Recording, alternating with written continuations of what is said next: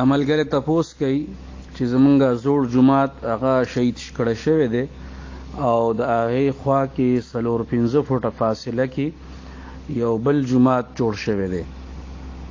د نوي جماعت ته د راتلو چې کومې 4 لارې دي نو په هغې کې د ټولو نه لنډه لار هغه د زوړ جماعت په پلاټ باندې ده، نو په هغې باندې خلق ځي راځي او هغې کې جنازه کیږي. نو آیا د خلقو په دغه زوړ مسجد په هغې پلاټ باندې تګ راتګ جایز دی او که ناجایز دی؟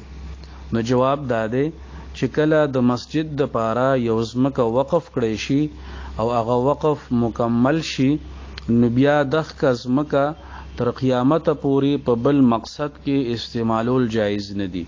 دغه ځمکه به د تل نه والې ته عرشه پورې دا به صرف او صرف د مسجد د مقاصدو دپاره استعمالیږي، د جماعت دپاره به استعمالیږي، بل څه دپاره د دې استعمال جایز نه دی.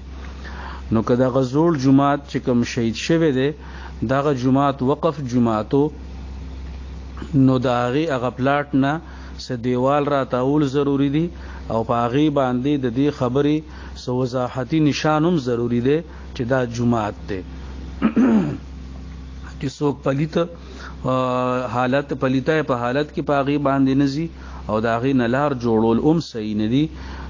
د دغې جماعت هغه شانتې احترام پکار دی چې څنګه احترام په هغه وخت کې کېده چې کله دغه مسجد آباد وجي.